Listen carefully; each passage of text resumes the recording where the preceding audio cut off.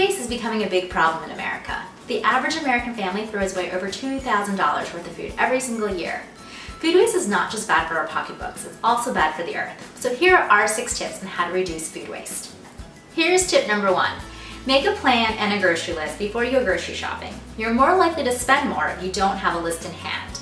And even before you go grocery shopping, take stock of your pantry and your refrigerator to make sure you know what you already have on hand so that you don't buy it again. Tip number 2 is to make sure you store things correctly when you bring them back from the store. A lot of ingredients spoil before they need to because they're not stored correctly. Herbs should be planted actually in a jar of water and then covered with a plastic bag and rubber banded, and they will last a lot longer. Asparagus actually works the exact same way.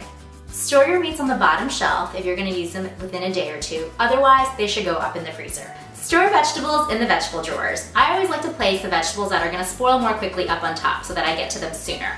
For fruit, I store the fruit that I'm not going to eat right away in the fridge. The rest of the fruit actually goes into fruit bowls outside so that they're easily accessible. Tip number 3, certain ingredients have a shorter shelf life than others. Those that have a shorter shelf life should be cooked sooner during the week.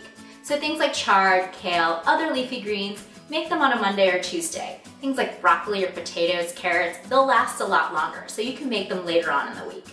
Tip number 4, get creative with the remains of your ingredients. Vegetable trimmings or bones can be put into a stock bag that you keep in the freezer, and when that bag gets full, you can have homemade stock. Breadcrumbs are really easily made from stale bread or the ends of bread that you don't want to eat.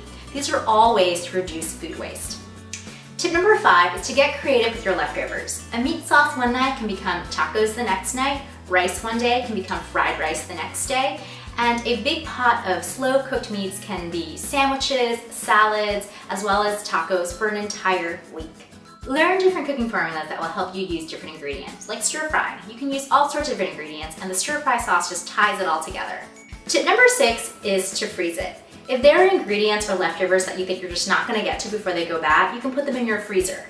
Pretty much any ingredient you can freeze to extend its shelf life. Other things like cheese, produce, you can put it up in the freezer and that'll extend its shelf life for up to 6 months. If you start using these 6 tips, you'll be throwing away a lot less food and saving a lot more money in the long run.